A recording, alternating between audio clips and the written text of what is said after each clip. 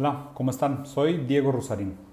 He estado investigando sobre el tema de la virginidad y en fin también sobre el tema de la sexualidad, porque pues obviamente van muy conectados.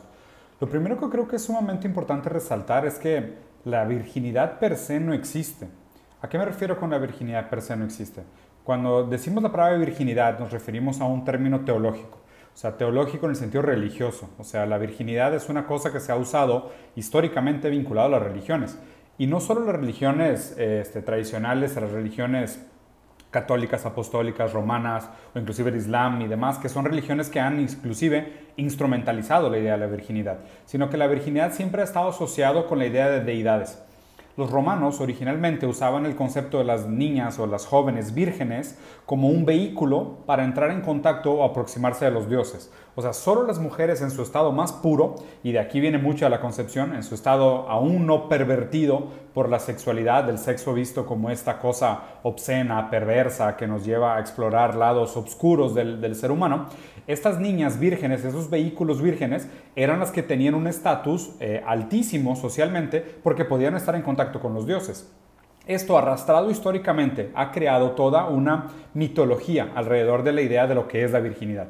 Y creo que en muchos sentidos ha sido una mitología sumamente nociva, que de nuevo se ha usado para instrumentalizar la definición de pureza en el contexto histórico en el que se usa en contra de la libertad sexual de las mujeres principalmente, ¿no? Y obviamente eso también ha tenido un impacto en general en la sociedad, en personas de cualquier orientación sexual, pero creo que principalmente las más afectadas han sido las mujeres, en este sentido donde la pureza, que es sinónimo de la virginidad, se presenta como un antagonismo de la perversión o de la impureza sexual. O sea, a partir del momento de que ya estás inserida en el mundo sexual, que ya reconoces tu deseo, ya actuaste sobre él, pierdes tu pureza y pierdes así tu virginidad. Y obviamente pierdes también algunos de tus derechos divinos, porque las jóvenes vírgenes tienen una situación muy precaria y una situación muy complicada. De hecho, aquí un dato bien interesante, en el antiguo arameo, en la traducción original de la Biblia, la Virgen María, que dio a luz a Cristo, es una mala traducción. O sea, la palabra original era joven María. Pero inclusive en esa época la palabra joven y virgen se escribía tan similar, creo que tenían una letra de diferencia, que en la traducción del libro, por mala suerte o por lo que sea, se hizo mala traducción y no quedó como la joven María que dio a luz al bebé, al niño Jesús, sino fue la Virgen María la que dio a luz al niño Jesús. Y obviamente en términos de mercadotecnia también es mucho más impactante que una virgen dé a luz a un bebé a que una joven dé a luz a un bebé. Aquí lo interesante que tenemos que entender es ¿cuál es esta normalidad de la sexualidad humana de la cual podemos caer? O a la que podemos renunciar, la que podemos perder, ¿no? Porque a fin de cuentas el contexto de virginidad se asocia mucho con el tema de pureza. Científicamente no tiene ningún sentido hablar de virginidad, ¿no? Creo que muchos de estos mitos que se hablaban específicamente, por ejemplo, del tema del himen de la mujer, han sido desvalidados por la ciencia. O sea, el himen no es como una capa que en la primera penetración, en la primera relación sexual, se rompe y tiene que sangrar. O sea, muchos de estos mitos que era si tú en tu primera noche de bodas tuviste una relación y no manchaste la cama es que eres impura y te hacían estas cosas denigrantes de revisar realmente si todavía tenías el himen intacto o no, que han sido cosas sumamente nocivas para las mujeres en la sociedad.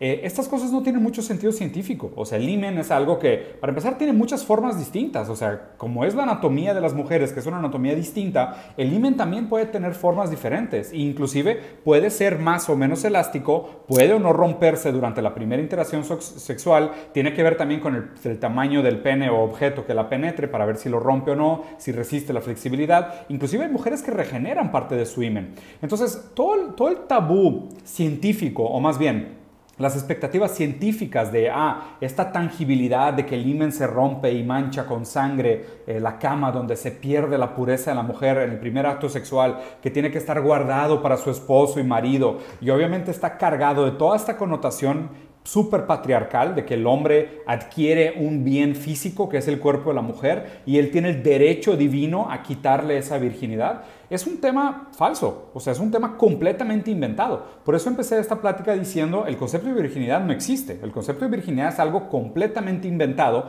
para ser instrumentalizado por las religiones para de alguna manera controlar y sesgar y manipular o limitar inclusive las capacidades de la mujer. El segundo punto importante que me gustaría analizar es, hay un pensador que es de mis favoritos que se llama Michel Foucault. Él escribió muchas cosas, entre ellas escribió sobre la sexualidad. Él inclusive era homosexual, entonces tenía un insight muy interesante sobre el tema de la sexualidad y el ser humano y cómo la sexualidad existe dentro de la modernidad y de la sociedad.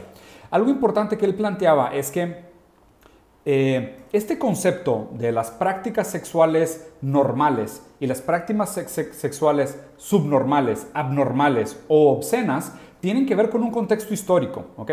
¿A qué me refiero con esto? A ver, si nos vamos muy atrás en el tiempo, los filósofos griegos, o sea, antiguos y demás, tenían amantes, hombres, inclusive a veces tenían amantes menores de edad, lo que se consideraría como homosexualidad y pedofilia hoy en día. Pero lo que habla él es entender el contexto histórico de cómo se habla sobre la sexualidad y cómo esa plática sobre la sexualidad de alguna manera instaura un sentimiento de lo que es la normalidad, o sea, lo que es lo aceptado, ¿no? Entonces nosotros con el discurso, con el uso de la palabra, con la manera como con nomenclatura de manera positiva o negativa juzgamos al otro en términos de sus hábitos, deseos o preferencias sexuales, creamos poco a poco un sentido acumulativo de lo que es la normalidad de la sexualidad y todo aquello que queda fuera se percibe como algo impuro, perverso, obsceno, tachable y que necesita ser corregido. Entonces aquí algo es bien interesante, porque hay una distinción que hace Michel Foucault entre lo que es el sexo como algo natural, humano, primario, instintivo, y lo que es la sexualidad que tiene que ver con el lenguaje, con el comportamiento, con la moral de la época, con los elementos contingentes del momento que dictan si algo está bien o está mal en su momento, ¿ok? Y esto es algo sumamente interesante. Deberíamos de pensar nosotros en el concepto de sexualidad como un concepto vivo, como un concepto que está constantemente en un proceso evolutivo. Y idealmente nosotros podemos ir madurando nuestro conocimiento a través de la ciencia, a través del avance del pensamiento organizado, estructurado y articulado, nuestro entendimiento mayor de la ética, la moral, también las leyes que rigen un grupo de personas en un tiempo determinado, y esto es lo que nos debería de dar el contexto de lo que es la sexualidad. Aquí obviamente lo que vemos y la crítica más común son los reaccionarios y los conservadores, que tradicionalmente dicen no, hay que quedarnos con la noción de sexualidad que teníamos, o hay que regresar a una noción de sexualidad de otros tiempos antiguos. Aquí lo que tenemos que hacer nosotros es ser sumamente críticos en el análisis y decir ¿por qué? O sea, ¿tú qué ganas con regresar a una sexualidad de un tiempo anterior? ¿O tú qué ganas con no permitir el progreso natural del entendimiento de la sexualidad o la manifestación de la sexualidad? Otro punto interesante en este análisis de Michel Foucault es la relación entre el poder y la sexualidad, ¿no?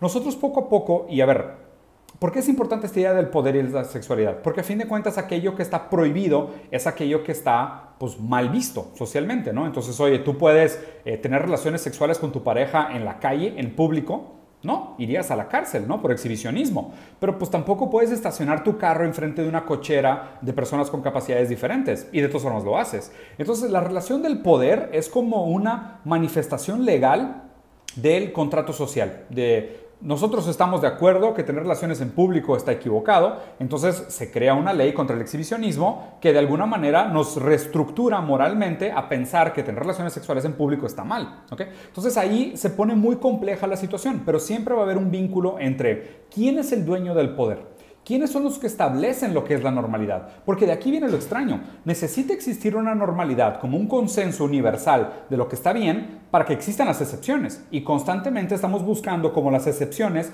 para catalogarlas como excepciones y dejarle lugar principal de normatividad, de normalidad a la universalidad del pensamiento. Entonces decir, ¿qué es lo universal? Pues la pareja heterosexual que coge en un cuarto y tiene relaciones a cuatro paredes con la luz apagada y en la primera noche de nupcias la mujer mancha la cama con sangre porque perdió su pureza.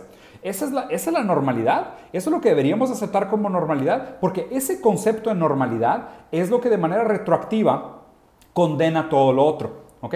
Pero ¿por qué es importante regresar a este concepto de que el sexo no es igual a la sexualidad? Porque ahorita lo que tenemos como sexualidad no necesariamente eternamente va a ser entendido como sexualidad. Y lo que está bien o mal hoy no estuvo bien o mal hace 100 años y tal vez tampoco esté bien o mal dentro de 100 años. Por eso es importante mantener esta perspectiva un poco más dialéctica de lo que significa la sexualidad, ¿ok?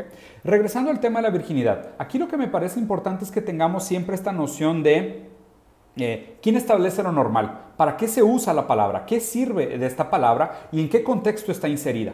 A mí me parece sumamente nociva en el sentido de ser algo, en el sentido patriarcal de la pertenencia del objeto mujer al hombre en el contrato del matrimonio, y segundo, en esta como reproche del deseo. Esto me parece sumamente nocivo, ¿no? Esta idea de tú no puedes gozar de tu cuerpo, tú no puedes experimentar el placer. Cuando tú experimentas el placer, sacrificas o pierdes algo de tu pureza. Esto es lo que se me hace sumamente extraño. Y lo otro, solo para terminar, es que existe una hipocresía enorme en este sentimiento de la virginidad. Porque si la virginidad está asociada simplemente a la ruptura del himen y a la mancha de sangre en la cama, en la noche nupcial, pues ¿qué pasa con los otros placeres sexuales? O sea, ¿qué pasa con la masturbación, con el sexo oral, con el sexo anal, con, no sé, la escritura erótica? O sea, simplemente no puedes sentir absolutamente ningún tipo de placer o deseo. Vamos a suponer que nosotros usemos la virginidad instrumentalizada para hacer que las niñas no entren al mundo de la sexualidad demasiado temprano. Y las amenazamos de que no pueden hacer esto, que si un hombre las penetra con su pene, están perdiendo su pureza y van a quedar con un estigma social que nunca van a poder superar. Y las niñas en formación reactiva, a lo mejor con tanto miedo a eso, acaban explorando su sexualidad de otras maneras y acaban en otras prácticas que pudieran ser inclusive mucho más nocivas. O sea, podrían acabar en sadomasoquismo, podrían acabar en el abuso del sexo anal, o podrían acabar en prácticas como, no sé, coprofilia, o sea, cosas que son mucho más preocupantes y pueden tener una repercusión mucho más grave en la integridad de la mujer. Entonces, a fin de cuentas, es muy complicado poner este tipo de muletas artificiales a lo que es el sexo transformado en sexualidad instrumentalizada con fines teológicos, sociales y económicos y obviamente de estructuras de poder. Aquí mi recomendación sería que primero que nada las características que tiene que tener el sexo es que tiene que ser consensual. O sea, las personas que estén involucradas en el acto tienen que estar de acuerdo con lo que están haciendo, conscientes de lo que están haciendo y no buscar un daño para el otro. Segundo, tienen que ser seguras, o sea, nos tenemos que cuidar nuestra integridad física, nuestra salud, nuestro bienestar. Y el tercero, la búsqueda del placer, que a fin de cuentas también tiene que haber algo de eso, de gozar, de disfrutar, de conocernos, de descubrirnos en parejas, que también es parte muy importante del sexo y hoy en día también de cómo jugamos con el tema de la sexualidad.